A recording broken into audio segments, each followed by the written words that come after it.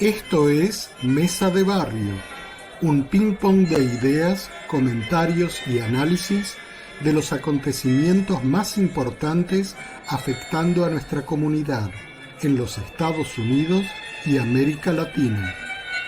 Mesa de Barrio es una producción de ABC Latino Media Network, conectando e informando a la comunidad latina, porque los latinos ya no somos minoría. Síguenos en las redes sociales como ABC Latino. Escríbenos a info@abclatino.net y visita nuestra página de internet www.abclatino.net.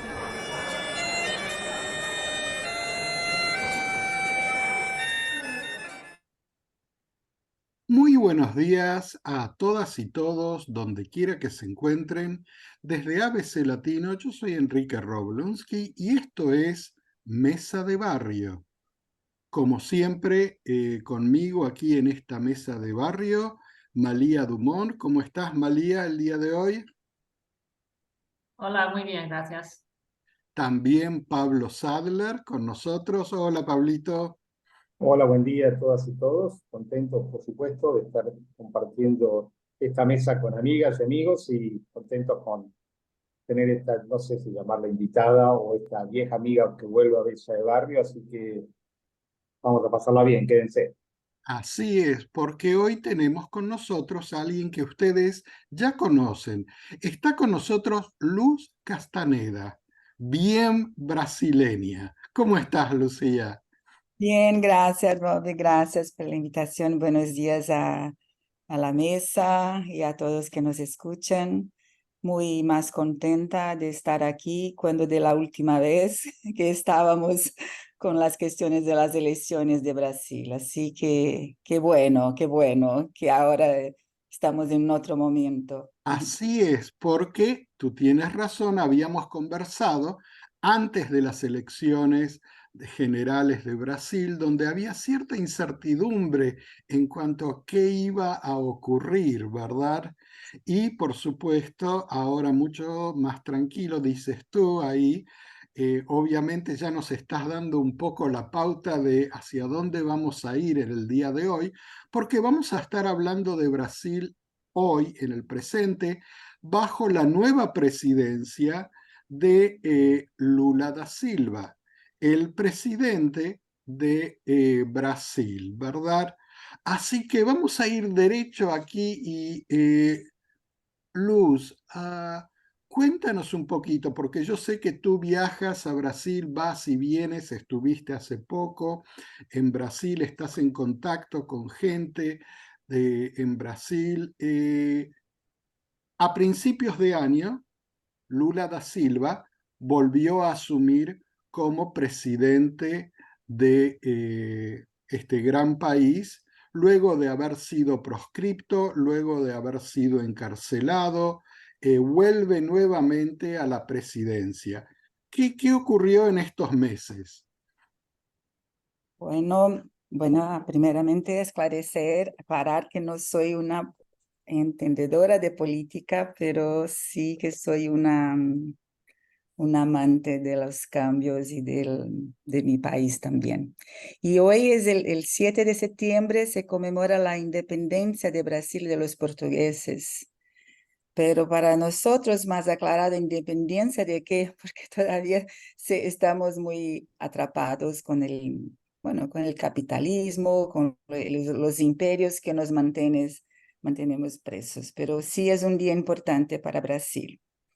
Y me acuerdo que me fui en diciembre del año pasado a Brasil, llegué, estaba todavía con el Bolsonaro, que el gobierno, y pegué todo el cambio, incluso el, no el golpe, pero la tentativa de golpe de Estado con los poderes, todo eso, y cómo empezó Lula con tanto trabajo para hacer tanta cosa para deshacer del gobierno anterior y para arreglar después de todo que hicieron con con la Plaza de los Poderes. Entonces viví esto muy cerca, y estaba en las calles, veía como la gente estaba todavía ainda con mucho miedo, porque había violencia en las calles, violencia desde los bolsonaristas que no reconocían las elecciones. Y poco a poco fue Lula tomando el cuidado, tomando su poder, ¿no? Y ahora volví en junio, julio, por un tiempo menosito, por causa de salud de mi mamá, y puedo ver la diferencia en pocos meses de cómo está Brasil, ¿no? Y la cosa principal es que se respira, se puede, se hace como, uy, y hay esperanza. Aunque todavía tenemos mucha inflación, mucho desempleo, violencia todavía hay en la calle, pero siempre hay una esperanza de que las cosas se van a mejorar poco a poco. Y lo más impactante a mi punto de vista fueron los ministerios de derechos humanos con Silvio Almeida y de las cuestiones raciales con Aniele Franco. Y por supuesto el Ministerio de la Salud con una excelente persona. Pero esos dos primeros fueron ministerios que en el gobierno anterior, el Ministerio de las Cuestiones Raciales no había, y de Derechos Humanos era una persona completamente abyecta. Entonces, estos dos dieron para la población brasileña mayoritariamente negra un lugar de habla, un lugar de que están nos mirando. Y esto es muy importante para Brasil. Y mismo que no son ministerios con mucho dinero, las acciones y para la población que puede decir, hay alguien en el topo del gobierno que nos acoge, que nos escuchan. Y son dos personas muy bien preparadas para esto. Dos personas negras. Silvio Almeida es un intelectual magnífico, abogado, profesor de aquí también de los Estados Unidos.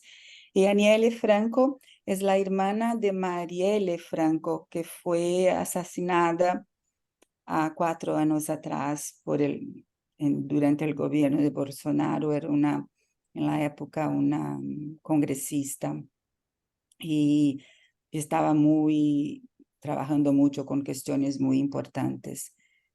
Entonces, eso ya da un color diferente para el Brasil. Y durante la pandemia también tuvimos ministros de la salud terribles, terribles. Y ahora a tener a Nícia de Andrade, que es una persona, yo la conozco por la historia de la ciencia. Cuando hacía historia de la ciencia, era la coordinadora del Fiocruz y también trabajaba con historia de la medicina. Entonces, una persona muy, muy bien formada también, y que es una técnica que tiene las condiciones técnicas de estar a frente del Ministerio de la Salud. Luz, ¿y cómo afecta eso en el día a día, en la cuestión de qué impacto tiene eso en la gente? ¿Cómo ves que eso, porque digamos acá y en todas partes de repente vemos estos cambios de gobierno y hay muchas expectativas con nombres de gente muy interesante con buenas trayectorias, pero hay veces que es difícil eso en que se transforme en algo que decís, bueno, mi vida está cambiando para la gente común, lo que llamamos la gente de a pie, el Sí, ciudadano sí. común. ¿Qué impacto tiene? Bueno, la gente común se basea por lo que pasa en la tele, así que llega a la política, en la televisión, que vean en los jornales televisivos, tampoco leen los periódicos. Y lo que pasa es que estos ministros, principalmente el Silvio de Almeida con los derechos humanos, está por ejemplo, otro día se asesinó un joven negro por la policía, que es lo que más mata a los brasileños, los jóvenes, los negros, la policía. Y él se manifiesta en las redes sociales, en la televisión, diciendo que esto no puede más y con una charla muy, muy clara y muy contundente. Esto llega a la población. La ministra de las Cuestiones Raciales recibe como comunidades y grupos de la gente mismo, de las comunidades con sus problemas, con sus cuestiones.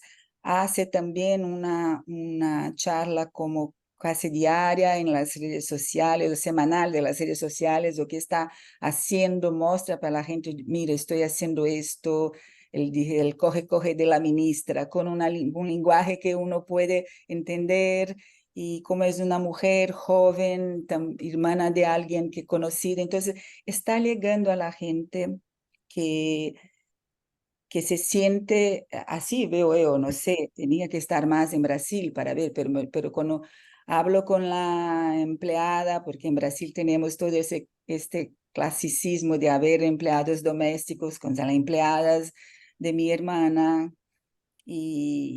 o con el motorista del Uber, o con el atendiente, y me entero que ellos están escuchando principalmente estos dos ministros y lo que están haciendo.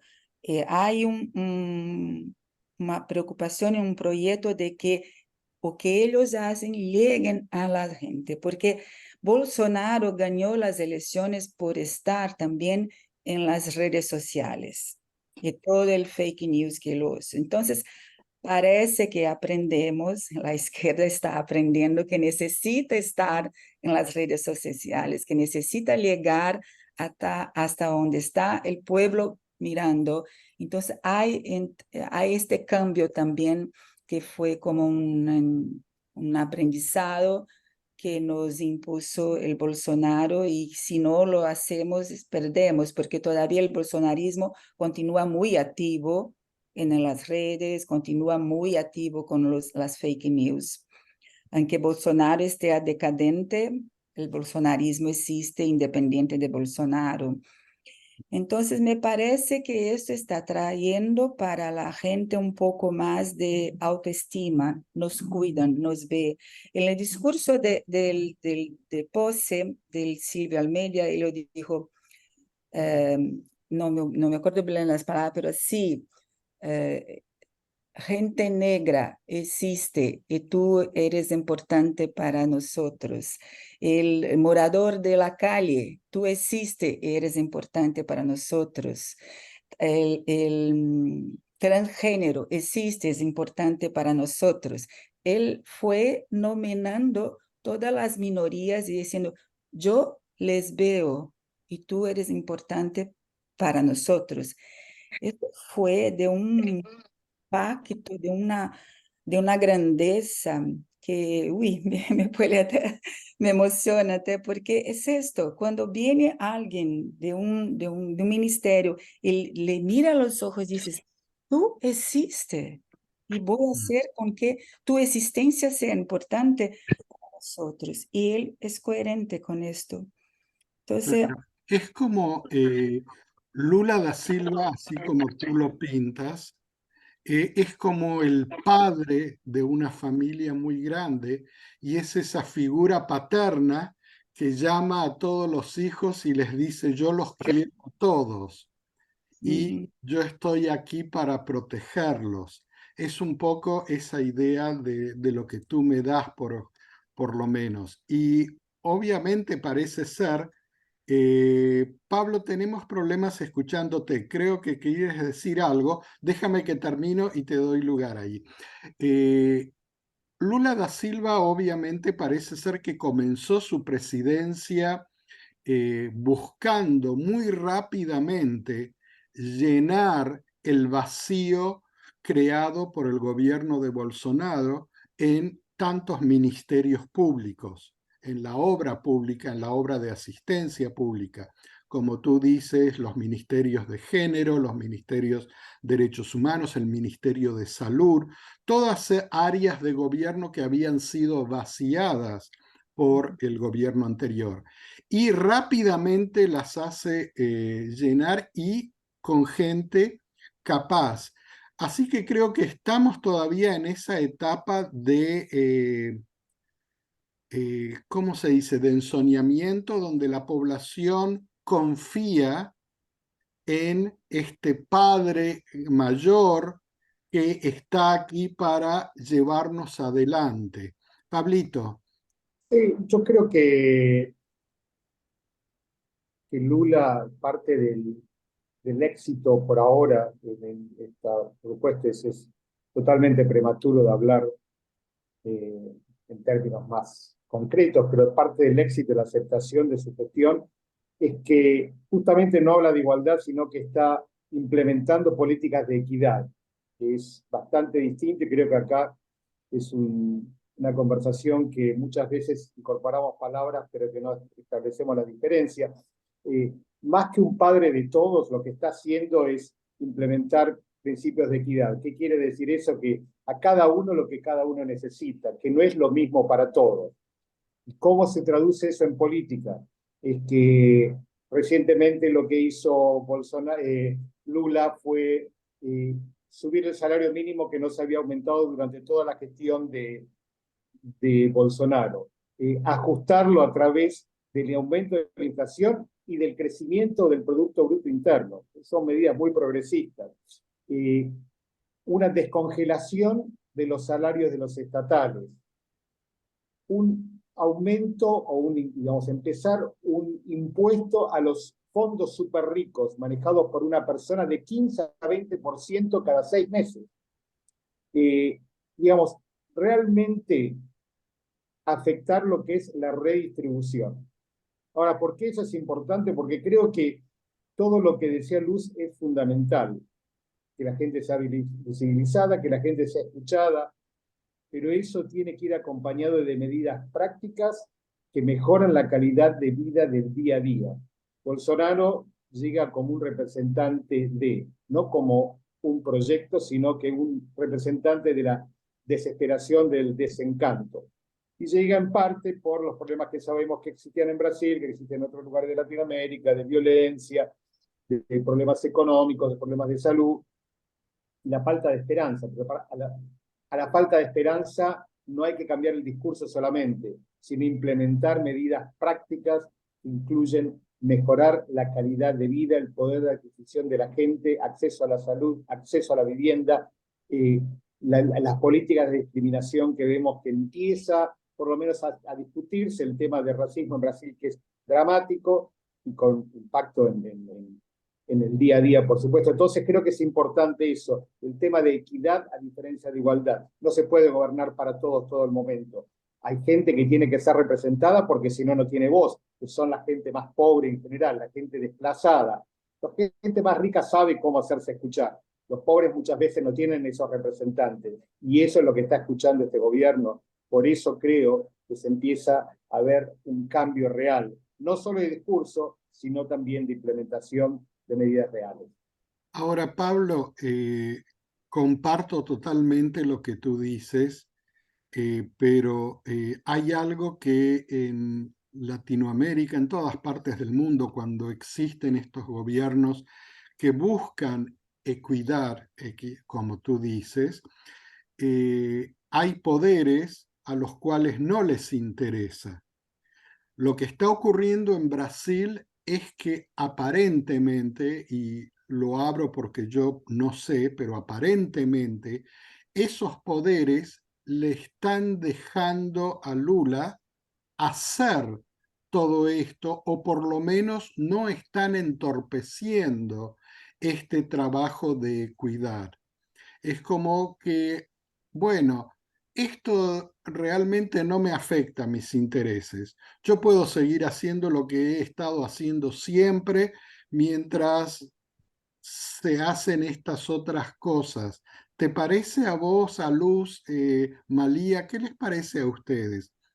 porque gobernar es gobernar distintas facciones y los poderes que están detrás del poder que se ve, el poder económico, el poder mediático, el poder social, las distintas clases sociales, ¿verdad? Sí, iba a llegar en este punto. No sé si están dejando tanto que Lula lo haga después de esos 6 meses.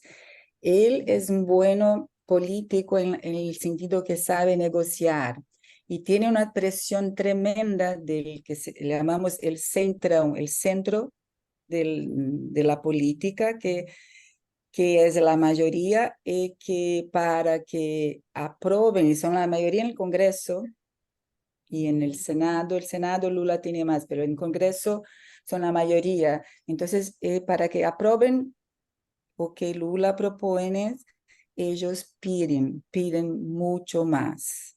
Entonces, ahora mismo, hoy, ayer, Lula dimitió la ministra de los Esportes, Ana Moser, una excelente atleta.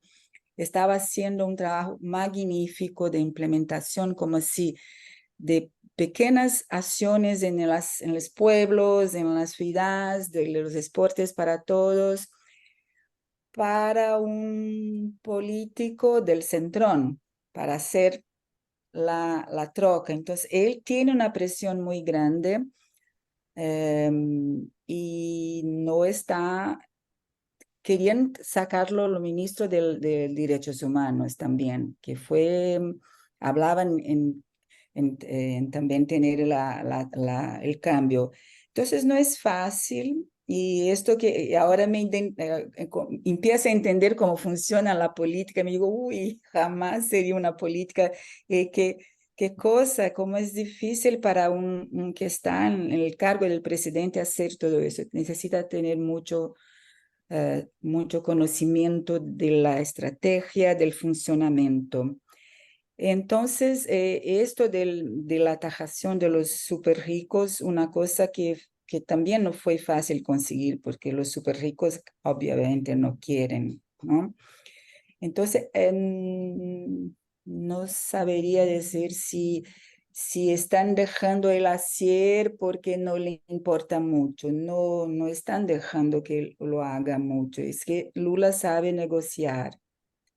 Entonces, ahora tenemos también los jueces del Supremo, La Corte Suprema. de la Corte Suprema. Salió un anterior y Lula lo nomeó, porque el presidente que lo nomea, su abogado particular, que fue que lo sacó de la cadena, bueno, que lo acompañó todo el periodo que estaba en la prisión.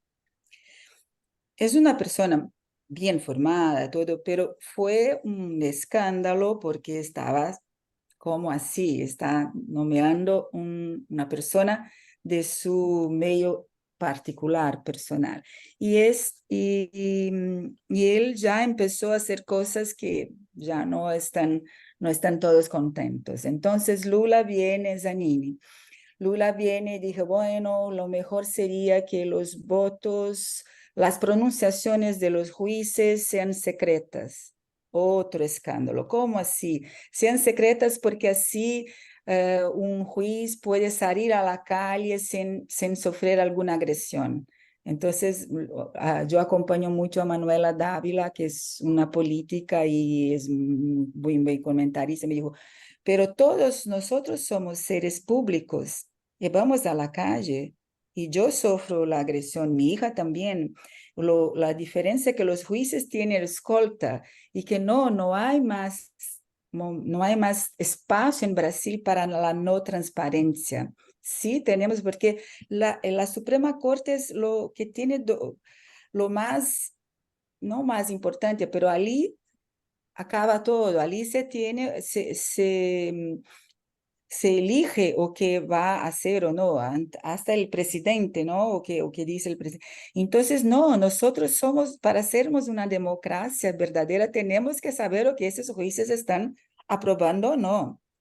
Entonces, Interesante eso este que momento. dices, Qué interesante lo que dices, Luz. Y lo primero que me viene a la cabeza es los juicios por jurado, donde por supuesto no interviene la Corte Suprema, pero en un juicio por jurado, donde hay un jurado, ¿verdad?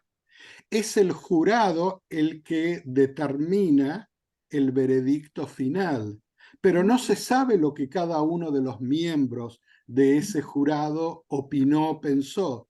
Eso queda puertas adentro. Sin embargo, lo que sale a la luz es el veredicto y tiempo después puede ir saliendo las razones, el por qué, pero se mantiene la privacidad de cada jurado. No sé, lo veo como un poco raro. Tienes el micrófono apagado, Pablo. En el caso de la Corte Suprema, me parece que juega Es a dos distinto. puntas esto. No, pero es distinto cuando tenés un jurado y cuando tenés la Corte Suprema. Yo creo que hay un problema de la hipertransparencia que, de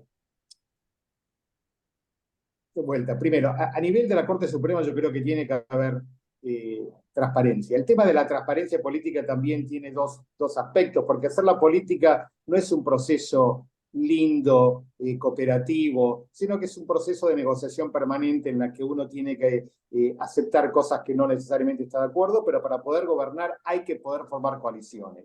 Lo que decía Luz antes, cuando Lula llega al gobierno, llega condicionado por una alianza anti-bolsonarista fundamentalmente, con sectores que él no necesariamente está completamente de acuerdo, entonces eso uno tiene que pagar el costo cuando llega al gobierno. Es todo lindo cuando uno hace campaña y gana, y después llega el gobierno y uno paga ese costo. Entonces ese es un problema. Con el tema de la transparencia, el tema de los jueces de la Suprema Corte, yo creo que es importante que la gente sepa, pero creo que esto toca algo más grande, que es un problema y que lo hablábamos la semana pasada cuando hablábamos de Chile, que es el tema de la violencia en Latinoamérica. Latinoamérica en este momento es el continente más violento que hay en el mundo. Ese es un tema muy serio. Cuando Lula está hablando de esto, está hablando justamente de cómo proteger a los jueces. Yo creo que todo el progresismo todavía tenemos que empezar a mirar el tema de la violencia de una forma distinta. Tenemos que reconocer que es un tema en serio, tenemos que reconocer que afecta sobre todo a las clases más bajas, tenemos que reconocer en Brasil que la gente más afectada por la violencia está en las favelas, no está necesariamente en el centro de la ciudad, digamos. Creo que todavía no estamos dando respuestas que sean adecuadas a la crisis que se está generando. En Centroamérica, en Sudamérica, el tema de la violencia es central, y estos son intentos de ir adaptándolo. Es muy difícil, pero creo que sí, es parte de este permanente estado de negociación. Lo que pasa que para terminar este concepto, el margen de error que hay para gobiernos progresistas es mínimo. Entonces sí, Lula hace errores como hacen todos los presidentes errores. Lo que pasa es que no se los perdonan y están bajo una lupa muy grande. Alguna vez sería bueno que desde acá de Estados Unidos pudiéramos ver que Lula realmente es un gran aliado para la democracia, no solamente cuando lucha contra lo que pasó el 6 de enero, el 8 de enero en Brasil, sino cuando lucha por todos los derechos de la gente en Latinoamérica, que en última instancia favorecen a la estabilidad del subcontinente y favorecen a la estabilidad acá también. Claro. Malía, yo te quería preguntar, 6 de enero aquí en Estados Unidos, 8 de enero en Brasil, apenas unos días luego de la Asunción, y en ambos países se produce algo muy similar, que es el intento de derrumbar un gobierno popularmente elegido. ¿Tú ves algún paralelo? ¿Cómo se ve desde esta perspectiva, desde aquí, desde Estados Unidos? Pues no sé bastante de la política interior de Brasil para saber si hay paralelos más profundos, pero de visto, no solo una distancia de solo 2 días, pero un proceso muy similar. Es muy semejante, pero quiero regresar a lo que decía Luz antes sobre mucho del del país de Brasil dio una respira después de la elección de Lula y ha tenido una temporada de, alguien dijo soñamiento, un tipo de luna de miel casi, pero que le dio una temporada de espacio para organizar su gobierno. Pero creo que 8 meses después, esa temporada ya está acabando y la gente, aunque esté feliz para oír, te veo, estás parte de este país, el gobierno tiene que hacer algo, más de solo decir, te veo. Y creo que esto es una razón que ayer vimos un cambio en el gobierno. No es un cambio muy grande, pero es al nivel más alto del gobierno en el gabinete, como decía Luz. Y además de cambiar el ministro de Deporte, Lula creó un nuevo ministerio.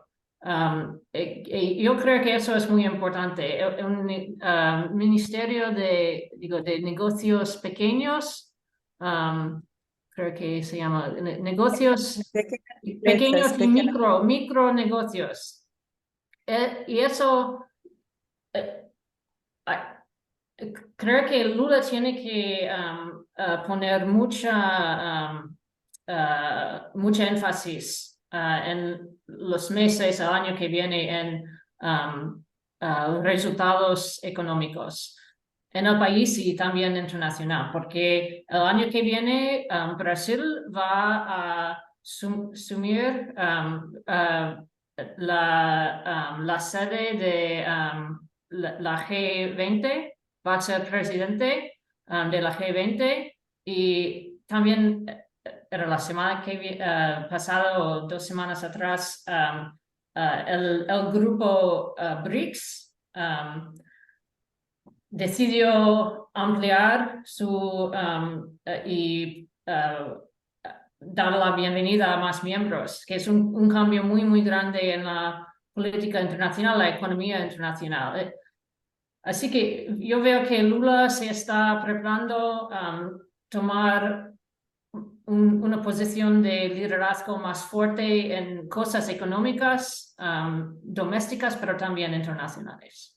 Sí, yo creo que lo está haciendo y lo está haciendo, creo que está tomando las medidas, estoy de acuerdo con vos, María, que eso tiene que reflejarse en las acciones más que en el discurso, porque yo creo que lo está haciendo también a lo que vos decías de los pequeños microemprendimientos y pequeños negocios, también está apoyando la reforma agraria que va a beneficiar sobre todo a las mujeres. El problema de la distribución de la tierra en Brasil es gigante y lo está empezando a abordar. Entonces yo creo que está justamente actuando sobre la redistribución. El tema de los BRICS es fundamental, la expansión esta es muy importante. Creo que también hay que hablar del rol muy importante antiguerra que tiene Lula, el rol que tiene, que se opone a la guerra en este momento en Ucrania, que quiere y está tratando de impulsar un plan de paz que por ahora Occidente se niega. Entonces creo que está teniendo un rol cada vez más importante en la esfera internacional, estoy de acuerdo, en lo económico y en lo político. Sí, eso es algo muy interesante porque al mismo tiempo que dentro de Brasil Lula entra al gobierno actuando inmediatamente en distintas áreas de gobierno, ¿verdad? Tampoco pierde tiempo a nivel internacional, que es donde más relevancia yo creo que Lula ha tenido en los medios de comunicación mundiales. Es su presencia a nivel mundial, su posición con respecto a la guerra de Ucrania, la paz ante todo y no el armamento de las entes en guerra.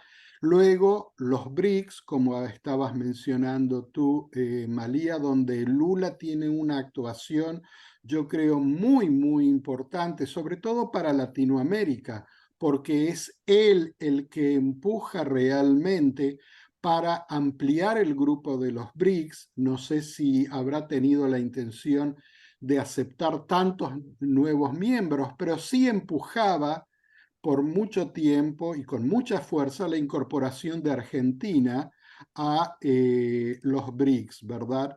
Entonces, se ve esto más lo que Malí acaba de decirnos, que el año que viene Brasil va a ser la sede del G20. Hay una puja internacional y geopolítica.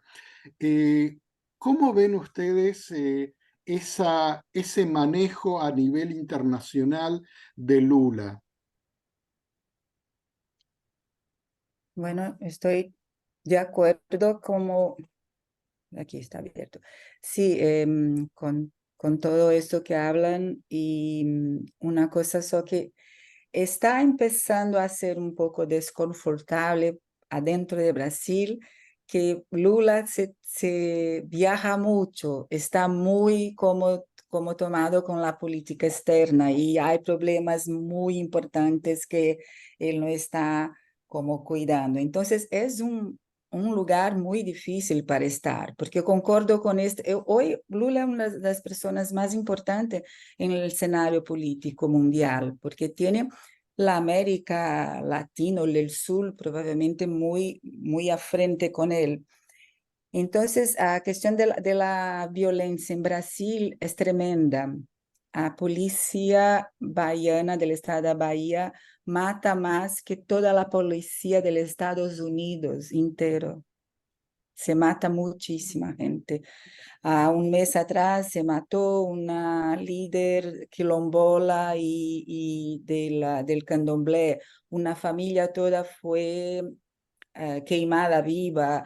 Hay cosas terribles. Entonces, los números son extraordinarios en el sentido que... Entonces, hay un desafío que Lula tiene que mantener. Ahora va a operarse, entonces se quedará más tiempo en Brasil, porque hay cosas en Brasil que no están siendo cuidadas, pero a la mirada de la gente común pasa todo el tiempo afuera. Pero a mí me parece muy importante todo esto que Lula hace con la política externa. A veces insistía demasiado con la cuestión de la guerra en sus discursos y me falaba, uy, pasó del punto, pero este es Lula. Lula es muy espontáneo y esta espontaneidad a veces causa un extrañamiento. Y otra cosa también que empieza a cambiar muy despacito es el interés, ¿no, Brobe? Que decía, el interés. Nosotros tenemos en Brasil lo más alto interés del mundo.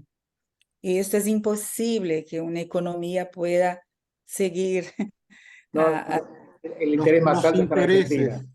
los interés. intereses Los intereses bancarios. más altos están en la Argentina. La inflación de Argentina es Sorry, yes, sí. 120 o probablemente en Turquía, digamos. Pero Están altos los intereses, pero digamos que no, sí, no se compara con economías que están realmente, sí, pero sí, no, de no digo acuerdo. que no sea un problema. De acuerdo, pues era uno de los más altos. Entonces, con esto es difícil que la economía, bueno, se siga. Ahora empezó a bajar, poquito, despacito, pero empezó. Entonces, son cosas que él tiene que, bueno, todo eso. Pero del BRICS me parece que muy buena la actuación de Brasil en el BRICS. Tenemos Dilma Rousseff como en el banco del BRICS. Y me parece que sí, que tiene ahí un equilibrio que Lula tiene que conquistar entre la política externa e internacional y la política interna. No, no sé si te entendí, Pablo, pero no estoy totalmente de acuerdo que dices, no, él tiene errores y son pocos. Me parece que una persona como la izquierda no puede errar tanto como la derecha y una persona que está en su tercer gobierno no puede errar menos. Entonces, a mí mi tolerancia de error para Lula es muy baja. Yo Es que los va a tener y es imposible que no los tenga. pero tiene que estar, el pueblo tiene, por ejemplo, ahora tiene que elegir para una otra carga de la Corte Suprema y hay juizas negras, que el pueblo tiene que tener una mujer negra en la Corte Suprema para que represente esta. Pero de vuelta, yo creo que también es la presión que vos hablabas antes. Él llega con una coalición, él llega en una alianza, no es el PT gobernando solo. Sí, no es, Y exactamente. bueno, eso uno paga un precio. Sí, todo. Pero ¿qué pasa ahora en Brasil? Si el pueblo no hace la presión, Lula se queda solo para hacer la presión con la coalición. Y el pueblo no está haciendo esta presión. Estamos perdiendo por WO en el esporte. Cuando uno no se presenta, se pierde el juego, ¿no?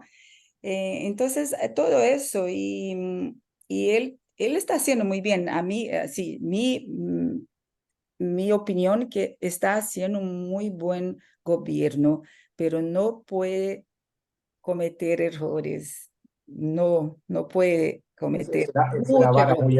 es una vara muy alta. Que no cometa errores, es Sí, una vara muy no alta. puede cometer muchos errores. Tiene que estar, él tiene experiencia, mucha, y bueno, y el pueblo tiene que ayudar. Esto es. Sí. Creo que también el tema este de la cuestión internacional, yo creo que él tiene una visión de estadista mundial y no es una cuestión yo creo que él lo ve como una necesidad que no puede esquivarla. El tema de la guerra es un tema que amenaza la sobrevivencia del mundo. Estados Unidos y sus aliados siguen aumentando la presión en términos de cada vez mandar armamento que es más peligroso y podemos llegar a un punto sin retorno. El tema del calentamiento global, Brasil lo vive como pocos países y obviamente es el pulmón del planeta. Con la Amazonia ya está bajando la deforestación, por suerte. Pero creo que él tiene un rol en el que no puede esquivar y sin, por supuesto, empezar a hablar de lo que es la transición de un mundo unipolar dominado por Estados Unidos a uno que él apoya a que sea multipolar y que no es anti-Estados Unidos como se lee acá muchas veces, sino que es pro-multipolo. Y eso quiere decir, por ejemplo, que Brasil puede hacer negocios en yuan y no en dólares con la China. Él apoya este mundo multipolar. Entonces, la cuestión que necesita, digamos, la cuestión extranjera, de política externa, Lula la necesita para la sobrevivencia de Brasil, porque Lula necesita ese apoyo para poder hacer esa transición y poder salir de la esfera de control de Estados Unidos. Entonces, de alguna manera, la cuestión externa está muy ligada a lo que es la cuestión interna. Necesita el apoyo para poder combatir a la gente que quiere seguir deforestando. Es muy difícil. Creo que Lula sería un gran presidente si no tuviera todas las crisis internas que tiene y pudiera agarrar el país en otro momento. Pero bueno, es lo que le toca, es lo que todos tenemos. Sí, Malía, sin comprometerte o sin ponerte así bajo las luces, ¿verdad? Pero de alguna forma tú participas de muchos foros, encuentros con una variedad de gente y de organizaciones muy amplia por tu rol de trabajo como en academia, representando a una institución superior, tú viajas por el mundo.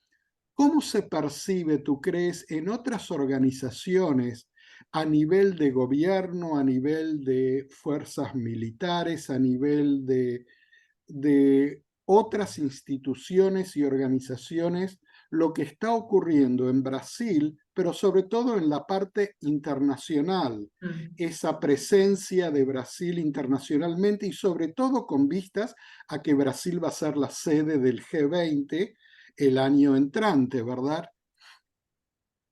Sí, pues lo que ha llamado más atención en varios foros es la expansión del BRICS.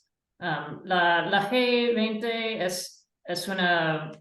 es un grupo muy bien establecido, con procesos muy bien establecidos, pero el BRICS es algo completamente diferente.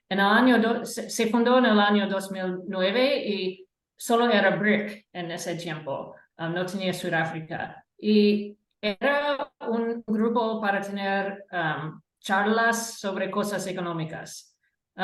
Pero desde entonces hasta ahora se ha ido convirtiendo en algo más geoestratégico.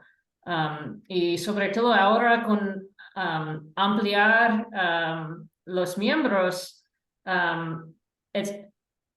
es un grupo, ya era un grupo bastante complejo. Tener Brasil, Rusia, India, China, Sudáfrica, estos países tienen políticas bastante complicadas internacionales y a causa de lo que está pasando en Ucrania, a causa de lo que está pasando en, por ejemplo, ¿cómo se dice? El mar al sur de China, con Taiwán. Todos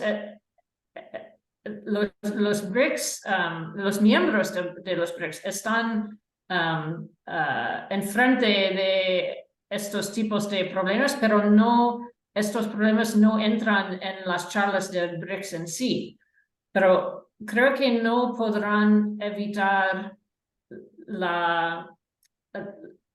que la complejidad de su grupo está aumentando en cuanto que lo aumentan con más miembros. Reunir Irán al grupo es algo aún más complejo. Yo sé que Lula era especialmente quería que Argentina se unió al grupo como uno de los nuevos miembros. Pero Rusia y China querían Egipto. En cuanto más grande, en cuanto más complejos son el grupo, hay mucha discusión en varios foros sobre como este cambio, qué significa para el BRICS, qué será el nombre del BRICS. Qué son qué quieren alcanzar. Si todavía es Rusia y China, sobre todo, que está dirigiendo, que están dirigiendo este grupo, o cómo será la relación entre los miembros de antes y los nuevos miembros. Hay muchas cosas que no son muy claras ya sobre cómo funciona este grupo aún más amplio. Y qué quiere hacer en el mundo. Pero sí que significa que Brasil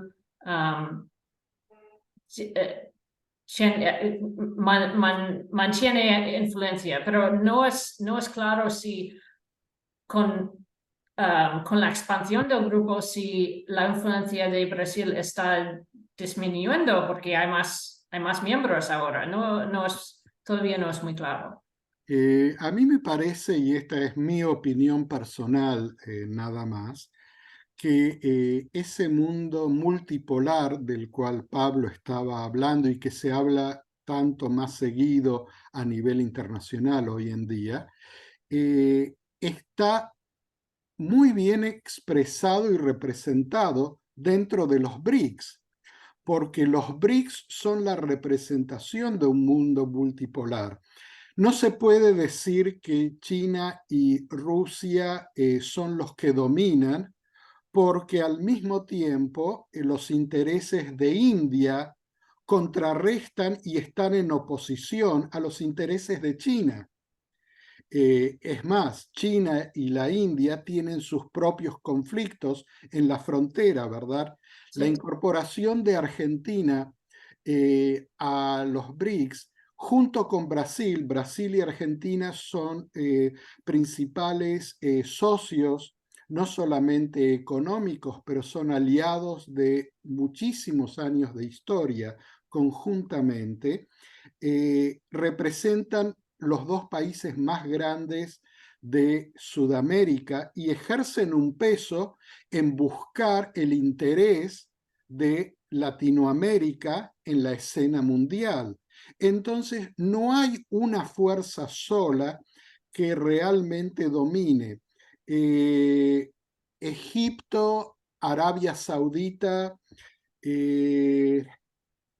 Irán, son cosas que habrá que ver cómo juegan, pero de hecho Arabia Saudita representa el poder del petróleo. Arabia Saudita y los Emiratos. Digamos, acá estamos Exacto. hablando de una organización que cambia el balance de poder totalmente en el planeta. Y yo creo que eso es lo que asusta acá, que de repente hay un grupo que desafía la hegemonía de Estados Unidos y que, por supuesto, si hay algo en común, es que la mayoría de esos participantes no quiere un mundo que sea unipolar manejado por Estados Unidos, y eso sí está claro. En eso sí están de acuerdo la mayoría de la gente que está dentro de los BRICS, con distintas agendas, por supuesto. Pero creo que es muy interesante lo que estamos entrando. ¿Cómo va a ser? Estoy de acuerdo con María. Está totalmente algo para definir. ¿Cómo van a poder operar? Creo que sí estoy de acuerdo con María, que el grupo se hace tremendamente difícil de manejar y creo que por ende menos efectivo, porque para generar consenso con políticas o con agendas distintas va a ser muy difícil. Sí, hay algo que... Creo que Sí, Malí, adelante. Creo que has dicho algo muy interesante, Rob, que este grupo BRICS ahora con los nuevos miembros representa este mundo multipolar. Y creo que hay mucha gente dentro de los Estados Unidos, incluso en el campo de relaciones internacionales, que realmente no entienden qué es un mundo multipolar o no pueden imaginar cómo funcionaría, qué es. Y por eso no saben entender, no pueden imaginar qué es la influencia del BRICS, cómo funciona. Realmente no saben cómo analizarlo, porque hay un blind spot.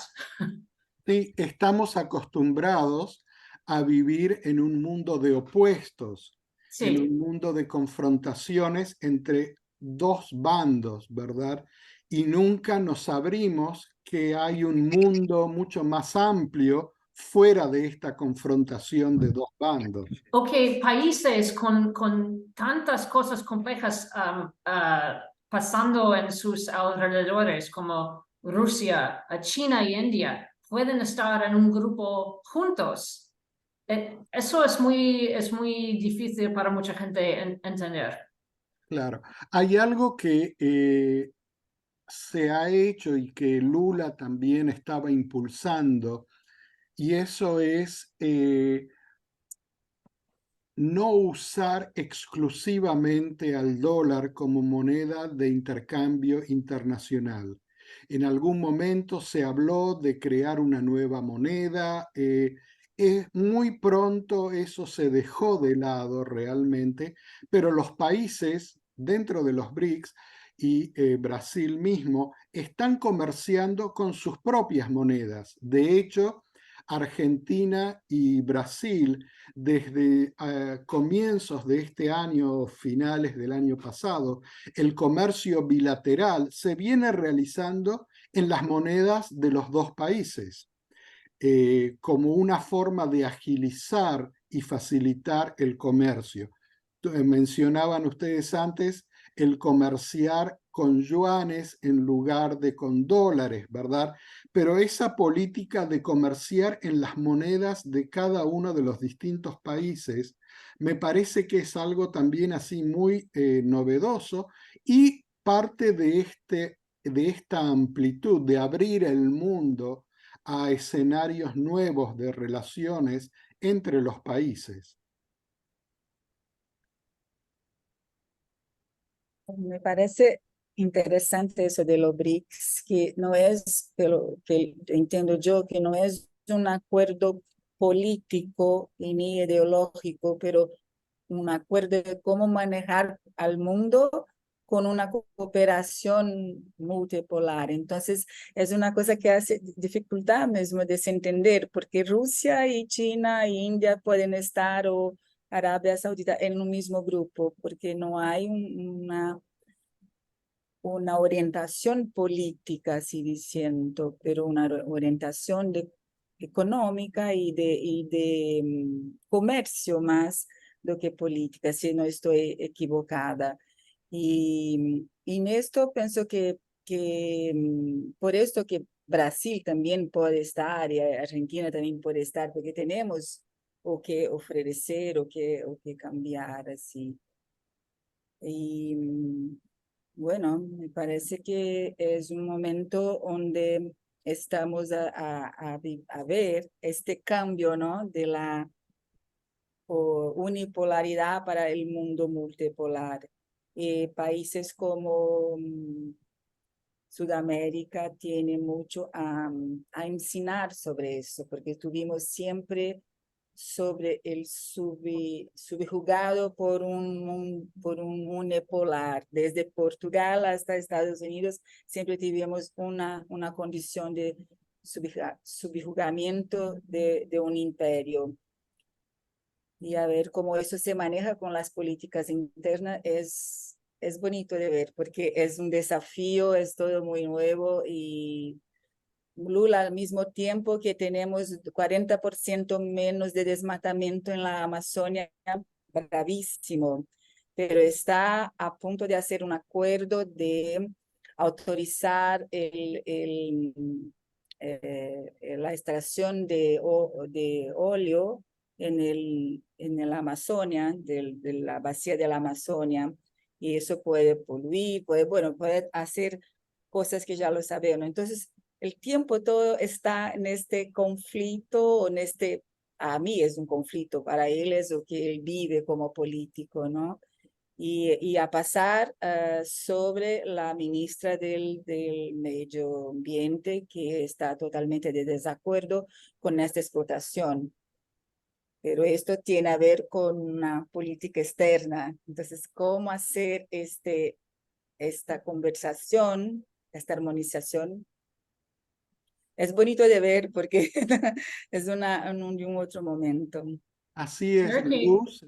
Creo que estás dando justo en el clavo acá porque es un momento de muchos interrogantes, pero al mismo tiempo donde se están abriendo aparentemente muchas puertas para lo que será eventualmente un mundo muy distinto al que hemos estado acostumbrados en los últimos 200, 400 años en el caso de Latinoamérica. María, tú querías decir algo y estamos llegando al final de este programa casi. solo que este momento representa una gran oportunidad para Lula y Brasil para mantener un enfoque en el desarrollo sostenible económico en el país y también en la política internacional.